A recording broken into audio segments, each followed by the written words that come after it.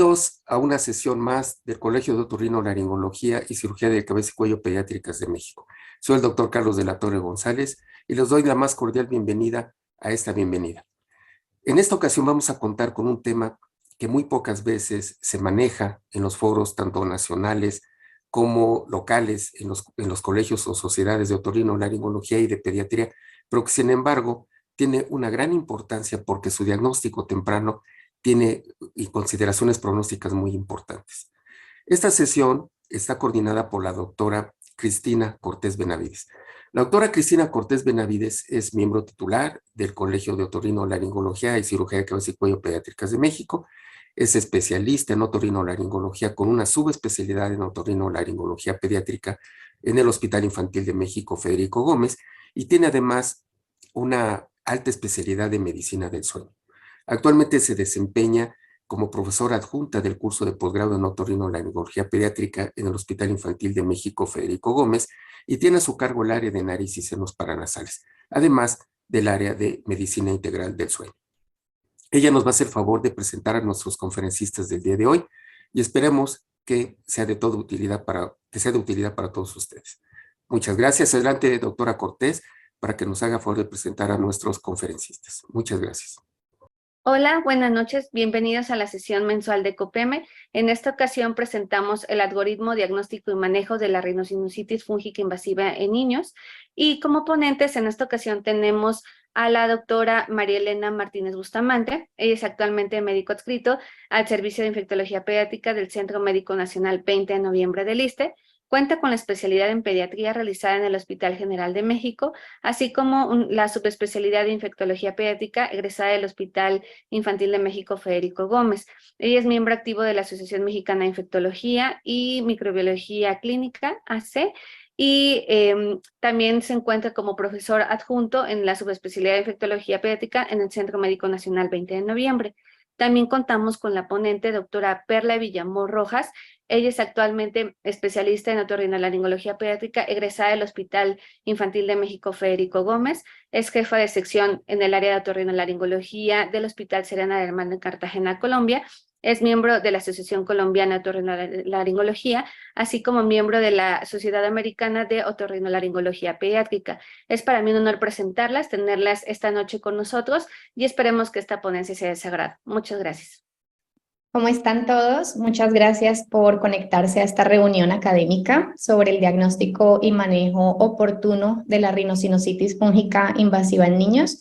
Mi nombre es Perla Villamor, soy otorrinopediatra egresada del Hospital Infantil de México Federico Gómez y actualmente lidero la sección de otorrinolaringología del Hospital Serena del Mar en Cartagena, Colombia. También trabajo en el Hospital Infantil Casa del Niño.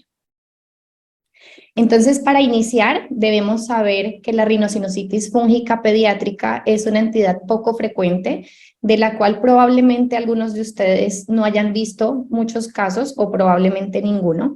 Sin embargo, la incidencia de esta enfermedad está en aumento, teniendo en cuenta los avances en oncología pediátrica, principalmente trasplantes de precursores hematopoyéticos y nuevos esquemas de quimioterapia cada día más fuertes y que incluyen esquemas de esteroides más prolongados y dosis más altas. Si nosotros trabajamos en un hospital pediátrico y este hospital tiene una unidad de oncología pediátrica, cada día vamos a tener más pacientes con riesgo de esta enfermedad. ¿Y qué ocurre en esta patología? Pues los hongos que normalmente están en el ambiente y que se alimentan de materia orgánica muerta, que son hongos saprofíticos, se van a volver patológicos en circunstancias de inmunosupresión. Generalmente en los adultos se ha descrito que es más frecuente en contextos de cetoacidosis, mientras que en los pacientes pediátricos se ha visto que es más común en los pacientes con algún tipo de malignidad, potencialmente leucemias linfoblásticas o mieloblásticas. Y esta entidad también se ha visto que es potencialmente letal. Tiene una mortalidad muy alta debido a su posible compromiso tanto de la órbita como del cerebro, y se ha visto que es más letal en niños debido a que este compromiso por fuera de los senos paranasales es más común en esta población. Los datos epidemiológicos son muy variables y esto se debe a la poca literatura sobre el tema. Basados en la literatura que tenemos disponible, sabemos que la incidencia está más o menos entre 1.5 a 2 casos por cada 1000 niños con algún tipo de enfermedad hematológica. Y la mortalidad reportada en pacientes pediátricos también es muy variable, pero como les decía anteriormente, parece ser más alta que en los adultos, sobre todo en las primeras 6 semanas después del diagnóstico. Y esto, como les decía, principalmente por mayor compromiso hacia la órbita y hacia el sistema nervioso central.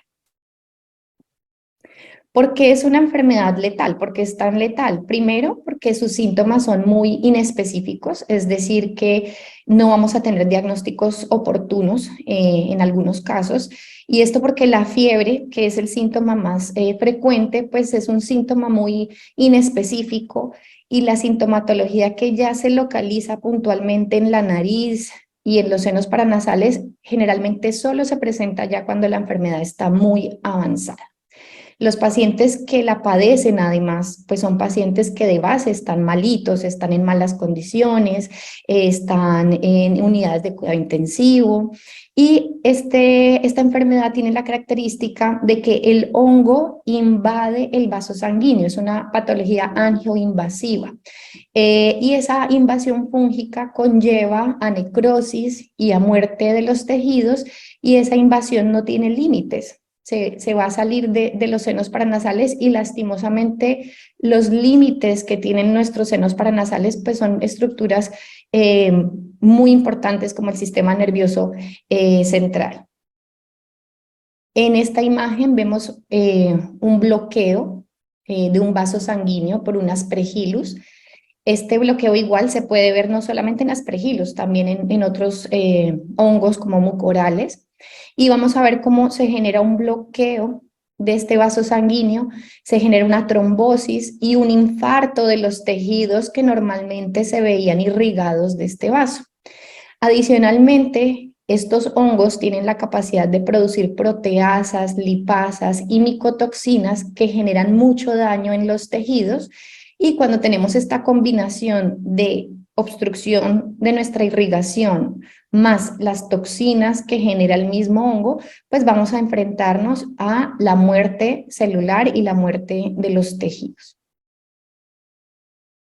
En el 2020 publicamos un trabajo que realizamos en el Servicio de Otorrinopediátrica en el Hospital Infantil de México, en el cual evaluamos cuáles eran los factores de riesgo asociados a mortalidad, y con esto poder crear estrategias para reducir la mortalidad de estos niños. ¿Y qué encontramos en este trabajo? En este trabajo pues recolectamos 18 pacientes. Nosotros pensaremos que es pocos pacientes para una enfermedad, pero es a la fecha la serie más grande de una sola institución de pacientes pediátricos con sinusitis fúngica invasiva. Y encontramos una mortalidad del 56%. Es una mortalidad bastante alta, pero sigue estando dentro del rango reportado por otros estudios. O sea, como les digo, esta enfermedad es muy letal. La edad promedio de estos niños era 8.7 años.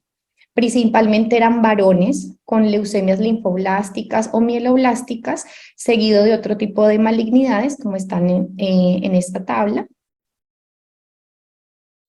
Y cuando comparamos las diferentes variables, tanto sociodemográficas como la causa micológica, cuál era el organismo, el tipo de abordaje quirúrgico, si fue endoscópico, si fue abierto, si fue combinado, incluso cuando medimos el conteo absoluto de neutrófilos, encontramos que nada de eso realmente afectaba tan significativamente la mortalidad como el tiempo entre la sospecha de la enfermedad y una cirugía. Pero no estamos hablando de una cirugía de tomar una biopsia, no estamos hablando de una cirugía realmente terapéutica, es decir, con desbridamiento de tejidos, como lo vamos a ver más adelante. Con este estudio que vimos que el tiempo entre el diagnóstico y en el momento en el que el paciente recibe un tratamiento definitivo es lo que más va a marcar una diferencia en la mortalidad de nuestros pacientes. Entonces, El éxito y la sobrevida del tratamiento pues dependen de que yo haga un diagnóstico oportuno, de que haga un diagnóstico temprano para iniciar lo antes posible la terapia antifúngica y hacer un tratamiento quirúrgico de debridamiento de los tejidos que están comprometidos. Igualmente y paralelamente, si yo mejoro la neutropenia y disminuyo la inmunosupresión, pues esto también va a permitir que se incremente la sobrevida de mi paciente. Este año, nuevamente, con el equipo médico del Servicio de Otorrinopediátrica del Hospital Infantil de México, en conjunto con el Hospital Serena del Mar en Cartagena, hicimos una revisión sistemática con el fin de crear un algoritmo que nos permitiera hacer un diagnóstico y un tratamiento oportuno, ya que sabemos que el tiempo es tan importante en la sobrevida de estos pacientes. Y vamos a hablar un poquito de este algoritmo que va desde identificar los pacientes en riesgo, hacer un tamizaje de los que tienen riesgo, hacer un diagnóstico y darles un tratamiento oportuno. Entonces, ¿cómo vamos a hacer la identificación de pacientes de alto riesgo? Generalmente, nosotros sabemos que debemos prestar atención a las neutropenias por debajo de 500, sobre todo si esas neutropenias duran más de 10 días o si hay un paciente con esteroides a una dosis de 0.5 miligramos por kilo día por más de 30 días. También sabemos que están en mayor riesgo los pacientes que han estado en trasplantes de médula ósea, las leucemias mieloblásticas tienen mayor riesgo. Si el paciente tiene alguna desviación septal o si tiene algún tipo de malformación rinoseptal, va a tener mayor riesgo. Los esteroides altas dosis y la neutropenia persistente, como ya lo mencioné anteriormente. Recientemente, digamos que estos son los factores de riesgo que normalmente todos manejamos en nuestra práctica, pero recientemente, en marzo del año pasado, salió esta publicación de Alali y colaboradores donde estudiaron puntualmente un factor de riesgo para enfermedad invasiva fúngica en niños, en pacientes con cáncer o que han sido sometidos a algún trasplante de precursores hematopoyéticos y que tienen neutropenia febril. Y en este estudio vemos cuáles fueron los factores que ellos usaron para este puntaje y encontraron pues, que tenía mucho peso la duración de la fiebre, vemos que es lo que tiene más puntaje, la duración de la neutropenia y el recuento absoluto de linfocitos por debajo de 250. Eso es como lo que nos da más peso. Igualmente, ¿qué otros factores ven ellos? El hecho de tener o no neutropenia, el hecho de que la neutropenia también dure más de 9 días, que tenga hipotensión nuestro paciente y como una especie de factor protector, los monocitos por encima de 100. Sin embargo, esto solamente nos reduce en un punto nuestro puntaje general. Y este puntaje general después se lleva a una interpretación en los cuales vamos a clasificar nuestros pacientes como de bajo riesgo, de riesgo moderado o de alto riesgo para una enfermedad invasiva fúngica. Esto no es específico para sinusitis fúngica, esto es para cualquier tipo de enfermedad fúngica invasiva, que puede ser igualmente una enfermedad pulmonar, pero nos sirve de guía para nosotros los otorrinos cuáles son los pacientes que tienen más riesgo de la rinosinusitis fúngica y qué debemos hacer con los pacientes que tienen un riesgo intermedio, moderado o un riesgo alto. Idealmente estos pacientes deben ser llevados a un tamizaje. ¿En qué consiste el tamizaje? El tamizaje es una nasolaringoscopia que se debe realizar en la habitación del niño. No debemos trasladar el paciente a nuestros servicios. Recordemos que son pacientes que están inmunosuprimidos, que tienen alto riesgo de infecciones. Entonces, lo ideal es que hagamos la evaluación endoscópica en su habitación.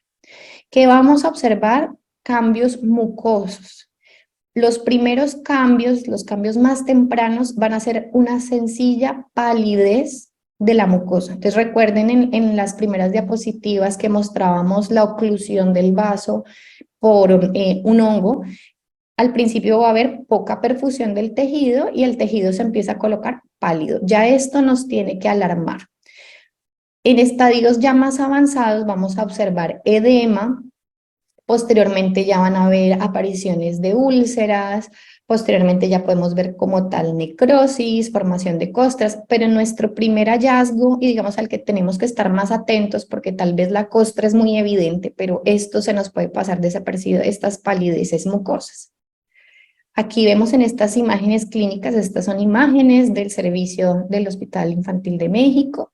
Acá vemos una apariencia, una mucosa que está pálida, hipoperfundida, y ya aquí vemos una endoscopia de un estadio más avanzado donde ya es franca la necrosis y es franca las costras sanguinolentas.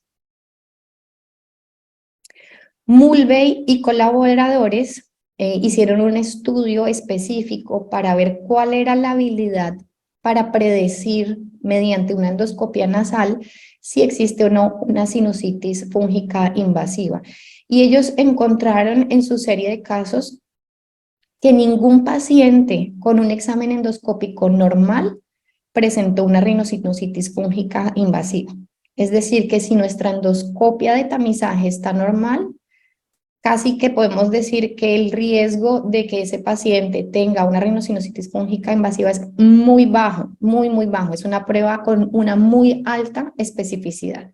Y además es una prueba muy útil porque el área exacta de afectación puede ser muy precisa, muy puntual, muy localizada. Y si nosotros no tenemos una guía endoscópica para ver en qué zonas está la palidez, en qué zonas está la ulceración, pues la toma de muestras puede ser inadecuada si yo no me guío por una imagen endoscópica. ¿Qué ocurre si yo veo en la habitación de mi paciente alguno de estos hallazgos? Veo hay unas costras, hay palidez, hay úlceras. ¿Qué debo hacer? Inmediatamente debo tomar una muestra en la habitación de mi paciente. ¿Con qué? Idealmente un hisopo estéril. Vamos a hacer un frotis, una toma de muestra de ese tejido y lo voy a introducir en un frasco estéril con solución salina. Muy importante que no lo vamos a meter en formol, lo vamos a meter en solución salina y lo debemos llevar de inmediato a un estudio bacteriológico si en nuestro hospital tenemos la buena suerte de contar con un servicio de micología estupendo. Si no, pues debemos ir al laboratorio para que con un estudio de KOH podamos observar si están presentes o no las hifas. Esto va a tener una sensibilidad del 70% con una especificidad del 100%. Acá vemos una visión microscópica, esta es una imagen también del HIM. Generalmente los mucorales van a tener septos de 90 grados, las hifas van a ser más gruesas y los aspergillus tienen generalmente unos septos de 45 grados y unas hifas más delgadas. Sin embargo, cada día pues vemos que esto no es tan exacto, que pueden haber variaciones. No solamente existen los aspergillus, también existen otro tipo de micosis. Y es súper importante que nos apoyemos siempre idealmente de un micólogo para hacer una adecuada valoración y una visión microscópica con mucha más información. Para poder identificar adecuadamente el hongo, también lo ideal es que hagamos cultivos. Realmente es el gold estándar, aunque claro, ver el hongo bajo visión directa también es un gold estándar de diagnóstico, pero muchas veces puede que no tenga tan buena sensibilidad como el cultivo. Vemos que la sensibilidad del cultivo ya se incrementa con respecto al KOH. Digamos, un inconveniente que tiene el cultivo es pues, que necesita tiempo para que tengamos un reporte y de hecho el cultivo de hongos suele ser bastante demorado.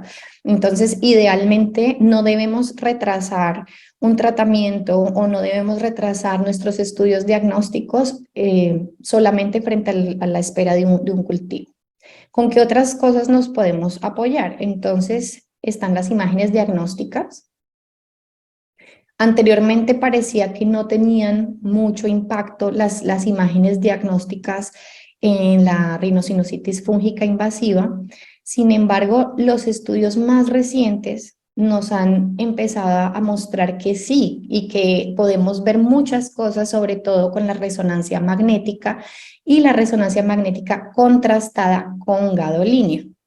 Porque recuerden que cuando nosotros hacemos una resonancia magnética de cara, de senos paranasales, cómo se ven, digamos, nuestros cornetes inferiores siempre van a realzar con el medio de contraste. Entonces, esa pérdida en el realce, como se ve en esta imagen, este cornete, miren, compárenlo con el lado derecho, el lado izquierdo, perdió ese realce. Esa es una imagen muy típica de, digamos, estadios iniciales de una rinosinusitis fúngica invasiva. Aquí vemos que aquí se está perdiendo la perfusión de este tejido, vemos que aquí hay un engrosamiento mucoso, pero es un engrosamiento que no realza. Nosotros sabemos que normalmente va a haber realce y idealmente pues siempre con el medio de contraste con gadolínio. La resonancia, digamos, comparada con la tomografía, tiene una sensibilidad del 85-86% comparado con la tomografía. Y esto porque los hallazgos de la tomografía pueden ser muy inespecíficos. También pueden subestimar la extensión de la enfermedad porque nos vamos a estar solamente enfocando en si hay o no destrucción ósea, pero como les digo, antes de que haya destrucción ósea va a haber un compromiso de los tejidos blandos. Entonces puede que la tomografía nos muestre cambios, pero ya en etapas muy avanzadas, y lo que queremos es hacer diagnósticos oportunos. Generalmente las invasiones de los tejidos que están alrededor del seno paranasal en una resonancia van a tener una sensibilidad, como les decía, del 87%, y la pérdida de la captación de contraste también es un hallazgo súper importante. De hecho, hay un estudio de Harrell y colaboradores, y en ese estudio ellos hicieron unos casos y controles y encontraron que una resonancia magnética normal, donde no existe ninguna alteración, donde hay una captación normal del medio de contraste, disminuye la probabilidad de una rinosinusitis fúngica invasiva hasta en un 4%. O sea, nuestro riesgo es del 4% si tenemos una resonancia normal. Es decir, que puede que no tengamos todavía nuestro resultado del cultivo, pero si tenemos una endoscopia normal o si tenemos una resonancia contrastada normal, podemos estar un poco más tranquilos de que la probabilidad es muy baja de que nuestro paciente efectivamente tenga una sinusitis fúngica. Por el contrario, si en la resonancia estamos viendo hallazgos como estos, aunque todavía no tengamos un cultivo o aunque todavía no tengamos un diagnóstico microscópico, pues sí debemos empezar a pensar que tal vez requiramos llevar al paciente a una cirugía para un desbridamiento y volver a repetir los estudios micológicos sobre estos tejidos que vemos en las imágenes que están comprometidos. Acá vemos del mismo paciente que les mostraba en la imagen anterior. Acá vemos en esta imagen, en este corte axial, es muy importante ver aquí cómo hay una ocupación del seno, pero se ve la pérdida de la captación del contraste. También se empiezan a formar acá como unas hebras sobre la grasa premaxilar del lado izquierdo. Y también podemos ver compromiso ya a nivel orbitario, y aquí nuevamente una ocupación de celdillas etmoidales, pero que no capta al medio de contraste. Esto es muy sugestivo de una sinusitis fúngica invasiva. Como les mencionaba anteriormente, ya estadios más avanzados podemos ver en la tomografía erosiones óseas, pero para que nosotros tengamos una erosión ósea o ya, digamos, compromiso del paladar, es porque ya nuestro paciente lamentablemente está en etapas más avanzadas, y como bien sabemos, pues la cirugía amerita tener solamente tejidos vitales, tejidos sanos. Quiere decir que estos pacientes van a requerir cirugías más agresivas para tratar la enfermedad. Por otra parte, la tomografía, aunque no es, digamos, nuestro medio diagnóstico ideal, sí debemos tener en cuenta que si estamos pensando llevar a nuestro paciente a una cirugía nasosinusal y sobre todo una cirugía extensa donde vamos a retirar varios tejidos, donde vamos a estar muy pegados a la base del cráneo, donde vamos a estar muy pegados a la órbita, pues no se nos olvide que la tomografía de todos modos va a ser necesaria para hacer un planeamiento quirúrgico y para tener una cirugía lo más segura posible. En estos casos, si tenemos la posibilidad de usar un neuronavegador, ideal que nos apoyemos en estas tecnologías, y la tomografía pues también va a ser de utilidad para usarlas. Entonces, acá vemos la siguiente parte de nuestro algoritmo. La primera parte, recuerden que era la parte de identificar los pacientes en alto riesgo, que para eso usamos la puntuación del estudio que se publicó en el 2022 de ALALI. Y ya cuando tenemos nuestro tamizaje y vemos que hay un cambio en la mucosa, que efectivamente hay palidez, que hay coloraciones grisáceas, que hay costras, y ya hacemos una resonancia y vemos que esta resonancia tiene más de un hallazgo positivo, sugestivo de una enfermedad invasiva, pues debemos irnos de inmediato al tratamiento más oportuno para tratar esta rinosinusitis fúngica, que consiste en hacer una cirugía con un debridamiento de todos los tejidos que se encuentran comprometidos, todos los tejidos que se vean que no son vitales, que se vean con necrosis, deben ser retirados, porque si ese tejido tiene necrosis, quiere decir que esos vasos sanguíneos están ocluidos por el hongo, y si no se retira en su totalidad, pues no va a ser una cirugía exitosa. Y esto puede hacerse tanto por técnicas endoscópicas exclusivas como también abordajes combinados en casos donde ya hay un compromiso más severo, especialmente de la órbita. Al mismo tiempo que nosotros estamos haciendo tratamientos quirúrgicos, debemos apoyarnos del área de infectología pediátrica, del área de hematoncología pediátrica, porque la terapia sistémica antifúngica es también crucial para tener una buena respuesta y mejorar en lo posible las condiciones de inmunosupresión que tenga el paciente. Como les decía, el tratamiento, el desbridamiento quirúrgico, pues va combinado, claro, con un tratamiento antimicótico, es lo que nos va a dar los mejores resultados y las mejores tasas de sobrevida. El tratamiento antifúngico pues ha progresado en los últimos años y se han incorporado nuevos agentes.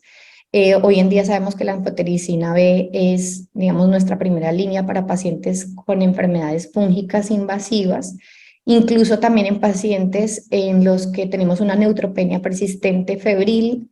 En algunos casos se puede usar como tratamiento empírico, aunque eso digamos que no sería ya algo que le correspondería a un otorrino, sino a un infectólogo pediatra o al hematoncólogo. Y tener en cuenta que el desbridamiento es para que tengamos una buena respuesta a estos antifúngicos. Tenemos que garantizar que los vasos sanguíneos están permeables para que esta terapia llegue a todos los tejidos.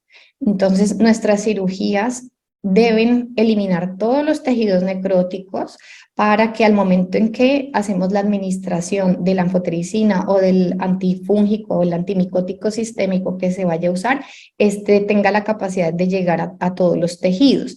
Y puede ser necesario llevar a resecciones completas del tabique nasal, resecciones de los cornetes inferiores, resecciones del cornete medio, incluso en ocasiones es necesario hacer exenteraciones de la órbita, y esto pues lo que nos marca el límite de la cirugía es la misma enfermedad. Hasta que no tengamos unos bordes como en esta imagen, que están vivos, que el tejido se ve que está vital, que sangra, hasta que no tengamos esos tejidos, podemos considerar que sigue estando la enfermedad y debemos procurar lo máximo de retirar lo que más podamos de tejido comprometido.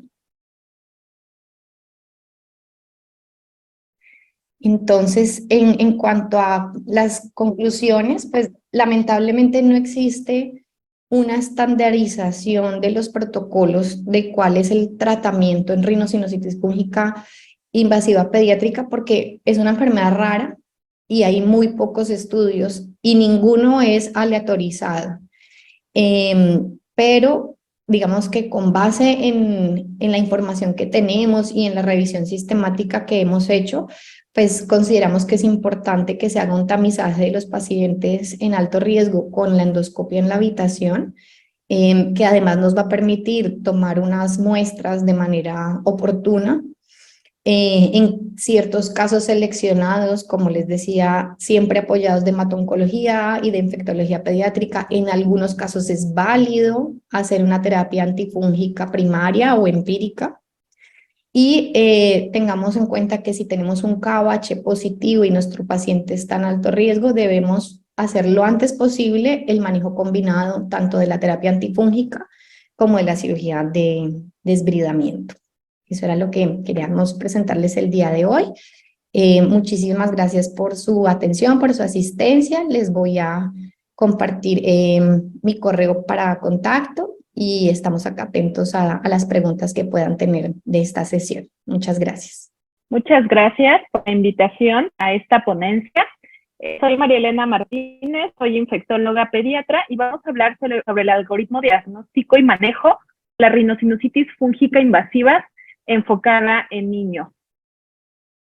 No tengo conflictos de interés para esta plática. Esta es la agenda de lo que vamos a ver en general el día de hoy. Y pues bueno, vamos a empezar. Esta es una breve introducción, realmente es como para comentarles la importancia que ha habido en los cambios últimamente en medicina y justo lo que ha enfocado a tener mayor infecciones fúngicas. Recordemos que el crecimiento y los cambios poblacionales generan cambios también en los procesos infecciosos. Vivimos más tiempo, evidentemente hay más tratamientos que alargan la vida de nuestros pacientes con inmunocompromiso y pues los pacientes actualmente que viven con cáncer, con VIH, que han sido sometidos a trasplantes, que tienen una diabetes mellitus o en general algún tipo de inmunosupresión, tienen mayor posibilidad de vivir y a su vez esto incrementa el tiempo de inmunosupresión y conlleva a mayor proceso de infecciones fúngicas. Evidentemente también la migración y el turismo hace que micosis endémicas puedan tener mayor esparcimiento en el mundo. Asimismo, las micosis oportunistas pues se generan en este tipo de pacientes con inmunosupresiones y esto nos hace que sea mucho más frecuente en nuestra práctica diaria tener infecciones fúngicas. La mortalidad atribuible, dependiendo de dónde lo leamos, pero en general, si abarcamos las micosis en población pediátrica, es más o menos del 40%. Esto evidentemente va a depender del lugar en donde se presenten, de la, digamos, prontitud con la cual se haga el diagnóstico y de muchos otros factores atribuibles a esta, pero en general es del 40%. En nuestro entorno hospitalario vamos a ver principalmente 3 grupos de hongos que pueden generar infecciones fúngicas invasivas. La primera, la pongo en negro porque no es la principal de rinosinusitis fúngica, pero sí en general de IFIS, es la candidemia o candidiasis invasiva, que esta va a ser una de las principales causas que vamos a encontrar en el ambiente hospitalario. La aspergilosis invasiva en general es la segunda, pero la primera causa de rinosinusitis fúngica. Y en tercer lugar están los hongos filamentosos emergentes, como la cigomicosis, la fusariosis, las infecciones por Pseudosporium y las feohifomicosis, que cada vez las vemos más frecuente porque también tenemos más posibilidad del diagnóstico de estas. Si bien la distribución de infección fúngica invasiva es muy variable y va a depender del lugar en donde lo veamos, estos estudios, que son de los estudios más grandes que tenemos, que los reportaron en el 2017 en el Journal of Pediatric Infectious Disease, vemos que en los dos primeros de Burgos y Guatier, la primera causa van a ser los aspergillus. Y ven cómo la especie Fumigatus es la principal de ellas. En segundo lugar, Flavus, y después cambia de acuerdo al centro. Puede ser Terrius, puede ser Níger. En Pana et al, aquí nos habla de, no abarcaron la parte de aspergilosis, pero sí de otras de otros hongos filamentosos, y vemos aquí que las partes de los mucorales son la primera causa después de los aspergillus. Aquí es muy importante entender también que la mortalidad se ve muy modificada dependiendo qué tanta Aspergillus versus otros hongos tenemos. Si bien Aspergillus tiene una mejor, digamos, desenlace, cuando tenemos mucorales, estos desenlaces se ven alterados. Entonces es muy importante entender cómo está nuestro hospital en cuanto a esta situación epidemiológica. Si bien los factores de riesgo son generalmente los ya conocidos, es importante entender que podemos tener otro grupo de pacientes que se pueden ver afectados por infecciones fúngicas invasivas.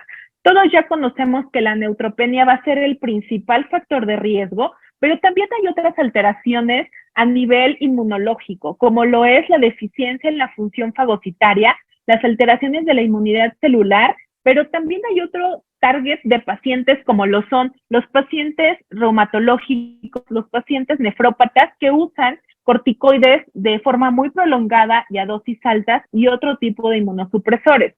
Pero también la exposición ambiental y la rotura de barrera mucocutánea genera un factor de riesgo, como lo puede ser, por ejemplo, un traumatismo. Un traumatismo nos puede generar riesgos importantes para tener infecciones fúngicas invasivas.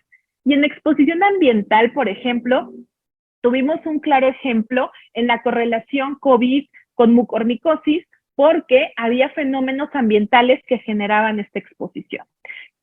Obviamente nuestros pacientes neutropénicos que llevan más de 10 días con menos de 500 neutrófilos son el grupo principal de riesgo, aunado a los pacientes con inmunosupresores trasplantados, sobre todo si tienen enfermedad de injerto contra huésped.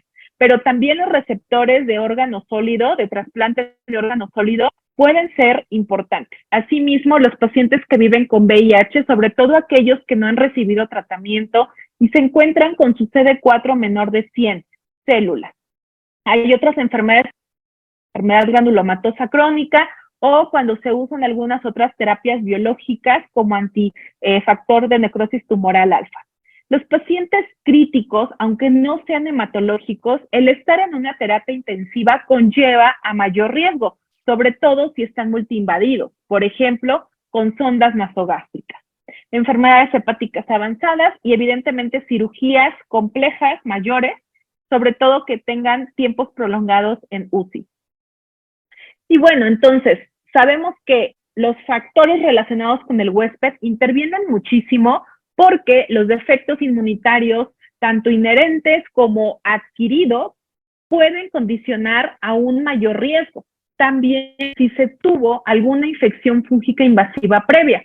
Actualmente también vemos pacientes con un segundo cáncer hematológico o pacientes que tienen algún tipo de inmunodeficiencia y se trasplantan y pues evidentemente llevan a mayor inmunosupresión.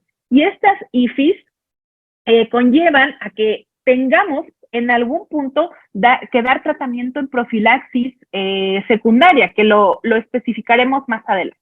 Entonces, tenemos los factores relacionados con el huésped, tenemos también el hongo. No es lo mismo tener infecciones por aspergilos que por mucorales, que por pseudofomicosis. O sea, cada uno de los hongos van a tener un tipo de factor de virulencia diferente y también tipo de resistencia adquirida, ¿no? Por ejemplo, ahorita la cándida que es resistente a azoles y que también es resistente a quinocandinas, pues evidentemente genera un problema de salud muy importante.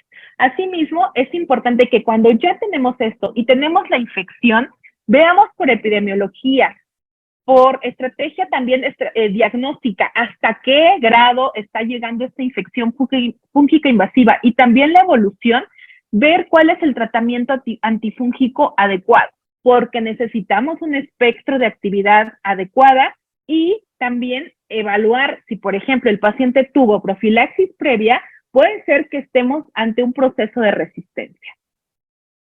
En cuanto a los datos clínicos, es muy importante entender que esto puede variar Este es un estudio que conjuntó varios estudios y se hizo un multicéntrico, y de ahí sacamos estos datos clínicos.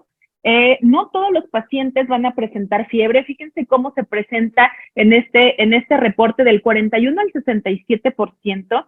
El edema facial se puede presentar del 41 al 65%. El dolor facial puede ser muy variable y puede llegar desde el 71 al 29%. Y algunos otros datos van variando, como la congestión nasal, que puede estar del 32 al 52%, la oftalmoplegia hasta el 51%, la pérdida de visión puede ser desde un 18 a un 68%, y la proptosis puede estar desde el 12 al 63%. Por lo cual es súper importante que esta revisión en el paciente con factores de riesgo sea diaria, bien acuiciosa y con gente, médicos, médicas bien especializados en el manejo de estos pacientes, porque ningún paciente va a ser igual a otro y necesitamos una revisión diaria con una exploración física completa. Y aquí es donde entran ustedes, los otorrinolaringólogos, de forma muy importante, porque requerimos de rinoscopía.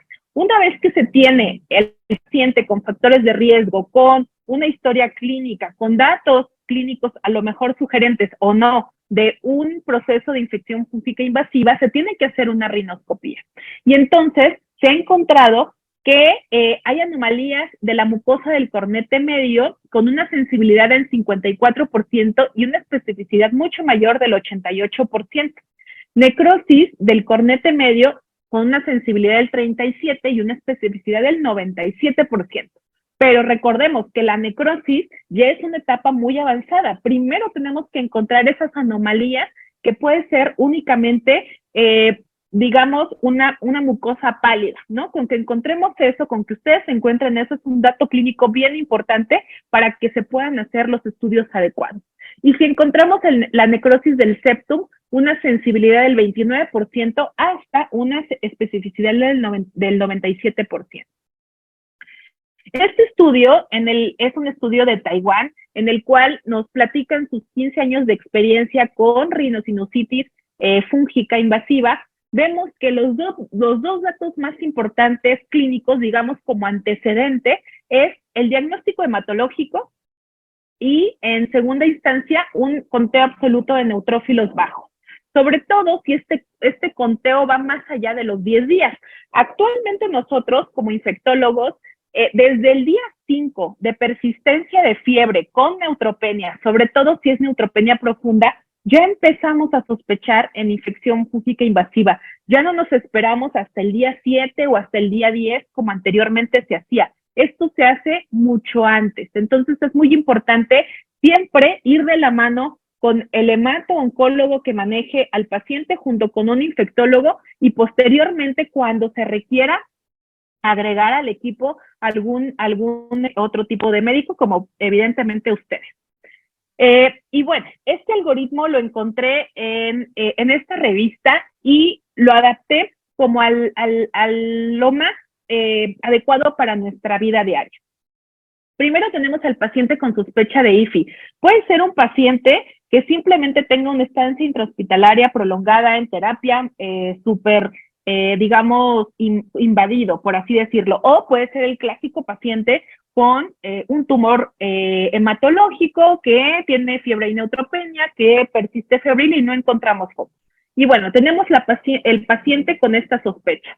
Primero tenemos que hacer una exploración física muy minuciosa. Esta exploración física siempre lo comentamos que tiene que ser desde la cabeza hasta los pies, sin obviar zona genital, sin obviar zona perianal. Y evidentemente siempre con revisión de mucosa. Posteriormente, si tenemos este factor de riesgo, la endoscopía nasal se tiene que hacer, evidentemente, y puede o no tener cambios, está encontrados, digamos, hallazgos clínicos en esta endoscopía nasal. Si tenemos cambios y la evaluación es con cambios sospechosos de una IFI, tenemos que hacer, evidentemente, un TAC de senos paranasales, y va a la par con tratamiento inmediato. Y el tratamiento tiene que ser tanto quirúrgico como médico. Eso es de vital importancia, porque no podemos tener hospitales que se manejen solamente de lunes a viernes, horario matutino. Estos pacientes no respetan horario y el debridamiento quirúrgico es de vital importancia para que la sobrevida se llegue a lo mayor posible. Obviamente, aunado a esto, se tiene que dar un antifúngico que aquí se determinará de forma individualizada dependiendo de los factores de riesgo y la sospecha diagnóstica. Del debridamiento quirúrgico se tiene que mandar material a tinciones, a cultivo y examen patológico. Es decir, yo voy a mandar una muestra a microbiología y una muestra a patología. Es muy importante que nosotros apoyemos tanto al patólogo como al microbiólogo y especifiquemos que estamos sospechando una infección fúngica invasiva para que ellos hagan los estudios pertinentes. Evidentemente, por ejemplo, nos toca a nosotros llevar esa muestra, casi siempre el infectólogo baja y revisa, pero a veces por alguna razón no se puede hacer esto y es muy importante que ustedes sepan que estas muestras deben de ir etiquetadas de forma muy específica porque al microbiólogo le funciona muy bien que digamos la sospecha diagnóstica. Es muy importante también sospechar que pensar que si yo sospecho una extensión a órbita, se tome una resonancia magnética. Posteriormente, y dando una evolución, esperemos, favorable del paciente, la endoscopía se tendrá que hacer cuando menos semanalmente hasta que estemos asegurando que el proceso está totalmente controlado. Y se sugiere una revisión por parte de otorrino hasta los 6 meses del diagnóstico. Nosotros, por ejemplo, como infectología, lo seguimos hasta que se cura de la enfermedad de base. ¿Por qué? Porque cada evento de fiebre y neutropenia con el antecedente de una IFI requiere profilaxis secundaria. Estoy hablando en pacientes con cáncer, o por ejemplo, en pacientes trasplantados con mucha mayor razón. Y si es asociado, por ejemplo, a un traumatismo, igual lo seguimos hasta que se da de alta por completo. Posteriormente, si yo tengo un diagnóstico no certero en mi exploración, digamos en mi endoscopía nasal, bueno, se reevalúa en 48 horas y si encuentro cambios, pues sigo el algoritmo que ya comentamos. Si no, no hay sospecha, digamos, nuevamente de la reevaluación de las 48 horas, bueno, pues lo sigo de forma semanal hasta que ya no está el riesgo, es decir, hasta que recuperan neutrófilos, por ejemplo, o hasta que se quite esa sonda que puede ser el factor de riesgo, o hasta que termina la fiebre. Es muy importante no quedarnos solo con la exploración física del primer día. Estos pacientes se tienen que seguir de forma continua hasta que descartemos por completo lo que puede poner en riesgo su vida. En cuanto a estudios de imagen, si bien la tomografía es un muy buen estudio cuando hay destrucción de hueso, entendamos que esta destrucción de hueso va a aparecer en etapas avanzadas. Entonces, no esperemos hasta encontrar cambios en tomografía para hacer un abordaje. Fíjense cómo en el algoritmo previo, primero está la rinoscopía y posteriormente está la tomografía. O sea, nada debe de parar la exploración física y si encontramos algo, ese material se envía inmediatamente a estudio en un laboratorio. La resonancia magnética es más sensible para sinusitis fúngica con una sensibilidad del 85 versus 57 de la tomografía. El problema de la resonancia es que evidentemente no todos los hospitales la tienen y además pues se requiere sí o sí una sedación para niños pequeños porque es imposible que aguanten un estudio tan prolongado sin moverse. Entonces, evidentemente si se tiene el recurso, pues se usa. Fíjense aquí cómo están las fotos de rinoscopías. De hecho, una es de la doctora, un artículo de la doctora Villamor, y la otra también sacada de un journal de otorrinolaringología. Entonces, evidentemente a veces estamos esperando estas imágenes, como la imagen de la derecha, para mí, en donde ya hay necrosis muy evidente, pero a veces lo que pueden encontrar justamente es digamos, palidecimiento, ¿no? Palidez de la mucosa, que eso va a ser un dato súper fundamental y eso ya es un dato sospechoso de infección fúngica invasiva, porque estamos hablando de isquemia, Entonces, estos hongos son angioinvasivos, entonces van a generar isquemia y lo primero que van a generar es palidecimiento. Entonces, no esperemos hasta que tengamos la necrosis para hacer el diagnóstico. Este material es de vital importancia y son muestras de relevancia clínica para hacer el diagnóstico. Hay dos formas, o vemos las cifras recuperadas en el cultivo o solamente los vemos en detección microscópica con tinciones. Entonces, a veces no se llega el diagnóstico al cultivo, pero sí con muestras de tinciones, como lo muestro en la siguiente imagen. Fíjense cómo la primera imagen, en donde está circulado de verde, son unas cifras, digamos, aisladas. No siempre es tan fácil encontrarlo, por eso se requiere personal de laboratorio muy capacitado y muy entrenado en infecciones fúngicas. Entonces aquí el micólogo o el microbiólogo nos avisa, hay cifras de estas características que pueden ser a lo mejor asociadas a más aspergilos o más a mucorales, que son las principales, y a partir de eso, nosotros como infectólogos tomamos la decisión de inicio a lo mejor de cierto antifúngico si es que a estas alturas no se ha iniciado. Miren cómo en el otro lado todo esto es un enjambre de IFAs, está llenísimo de IFAs, ambos son pacientes que tuvimos en el Centro Médico Nacional 20 de noviembre, ambos afortunadamente vivos, con un diagnóstico oportuno. El cultivo, pues evidentemente todos quisiéramos, como infectólogos, que tuviéramos específicamente la especie, no siempre es posible, pero bueno, cuando se puede hacer es de suma y vital importancia para nosotros, y una vez que tengo esa muestra de cultivo, yo la mando a visión directa con tinciones con azul de lactofenol y podemos tener estas imágenes, que la verdad las imágenes de hongos son imágenes súper bonitas, no así lo que causan en nuestros pacientes. Vemos como el lado izquierdo tengo yo ante mí la presencia de mucorales, que son un poco más redondeados que la imagen del medio, que vemos aspergillus, y del otro lado yo veo formas de bananas que son los fusarium. Entonces, fíjense cómo la imagen es totalmente diferente y pues evidentemente los micólogos, inclusive viendo estas características, ya saben de especies. Entonces, actualmente el diagnóstico micológico sigue siendo de laboratorio de microbiología. La PCR todavía no es tan confiable como quisiera. En adultos hay mucho más estudios que en niños. En adultos nos habla de una sensibilidad del 84%, pero fíjense cómo la especificidad es bien baja, o sea, 76% para un estudio de PCR es bastante bajo. Entonces, por eso seguimos insistiendo en la toma de tejido que se envíe a tinciones y posteriormente a cultivo. En niños, los estudios que se tienen, la sensibilidad es súper variable, del 63 al 100%, pero además no hay realmente un corte. Entonces, si en un estudio, en un laboratorio meten una PCR, es muy fácil que nos den un falso negativo o un falso positivo.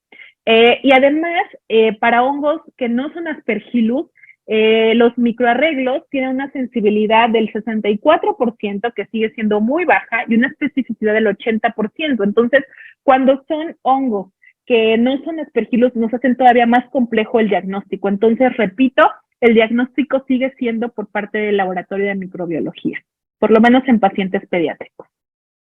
Y en cuanto a tratamiento, pues evidentemente tenemos una amplia gama de tratamiento actualmente. Hay algunos antifúngicos que todavía no están autorizados en niños y que requerimos, y se están haciendo estudios para que ya se haga digamos, esta dosis específica y se pueda usar. Entonces, de lo más que usamos son estos que les puse aquí. Fíjense cómo el fluconazol es uno de los más usados, pero recordemos que no tiene acción contra IFA o contra moho. Entonces, no nos va a servir más que para levaduras, y en caso de levaduras, solamente las sensibles. Recordemos que la levadura más clásica es la cándida. Entonces, en aspergillus, en pseudosporium, en fusarium, en mucor, no nos sirve el fluconazol. Lo usamos mucho en terapias profilácticas. cuando se usa en terapias profilácticas, evidentemente va enfocada a levaduras. La anfotericina, ahorita les hablo del posaconazol, la anfotericina es otro antifúngico muy usado en nuestros hospitales. No pongo aquí la anfotericina B porque cada vez se usa menos. Sabemos que es muy nefrotóxica y si tenemos opción de usar un complejo lipídico es mucho mejor.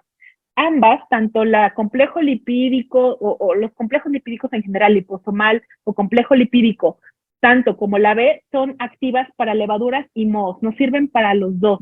Es evidentemente la liposomal mucho menos tóxica que la anfotericina B. Si no hay opción de complejos lipídicos, evidentemente pues se usa la B y la dosis de la B es 1 miligramo por kilo IB, a diferencia de la liposomal, que nos podemos extender inclusive, aquí les pongo la estándar, pero nos podemos extender hasta 10 miligramos kilo y día. Entonces, esto es muy importante entenderlo. La caspofungina es la de elección para levaduras, puede ser activa para algunos aspergillus, pero es un tratamiento alterno, no es de elección para aspergillus. Entonces, cuando yo pienso en una levadura como cándida, que es resistente a fluconazol, mi pensamiento tiene que ir dirigido a poner caspofungina. Esto siempre y cuando no haya afección del sistema nervioso central y no haya afección de riñón, porque no se depura en riñón y no llega a niveles al sistema nervioso central. Posaconazol es una muy buena opción para el seguimiento. ¿Por qué para el seguimiento? Porque no hay formulación IB en México. Entonces, en algunos lugares de Europa, por ejemplo, hay formulación IB y puede usarse desde el tratamiento inicial, sobre todo en mucorales. Pero en México solo se cuenta con la opción vía oral. Entonces, la usamos muchas veces para el seguimiento de los pacientes que sobreviven con mucor. Y voriconazol, bueno, voriconazol es activo contra levaduras, contra mohos, pero sobre todo se usa de forma principal para aspergillus. En niños sigue siendo nuestra primera opción de tratamiento. Voriconazol lo iniciamos IV y posteriormente lo cambiamos vía oral. Es la ventaja que tenemos porque tenemos ambas formulaciones. Y, por ejemplo, uno de los antifúngicos nuevos es isavuconazol, que también es muy usado en los adultos, pero en niños no tenemos una dosis avalada por FDA. Hay una dosis que la sugiere la Sociedad Española, pero faltan más estudios. Entonces, lo he usado personalmente como terapia de rescate en mucorales y me ha funcionado bastante bien, pero necesitamos más estudios con dosis. Entonces, es muy importante que estos estudios los tengamos bien documentados en pacientes pediátricos para que podamos usarlos pues sin temor. En cuanto a profilaxis, la profilaxis primaria, que es decir, antes de que yo tenga una infección fúngica invasiva, se puede dar en algún tipo de grupo de pacientes. Por ejemplo, es súper recomendada en pacientes trasplantados, en pacientes con alguna recaída de leucemia, por ejemplo, o en pacientes con leucemias mieloides. En otros grupos de pacientes va a depender muchísimo de la literatura y de lo que se tenga estudiado. No siempre las profilaxis es la respuesta a nuestras preguntas porque sabemos que generan resistencia. Entonces, por eso debemos de seleccionar muy bien a los grupos de pacientes en los cuales vamos a manejar con profilaxis primaria. Si, por ejemplo, en nuestras unidades, nuestra incidencia de infecciones fúngicas invasivas se eleva más allá del 10%, bueno, a lo mejor aquí, bajo ciertos criterios, se puede dar. Por ejemplo, hay ciertas circunstancias en las cuales un hospital se tienen que construir, que no sería lo idóneo tener pacientes ahí, pero a veces por situaciones específicas se mantienen los pacientes en un área de construcción y las IFIs se nos incrementan de forma muy importante. Bueno, a lo mejor ahí en conjunto con infectología, epidemiología, se tienen que hacer recomendaciones específicas.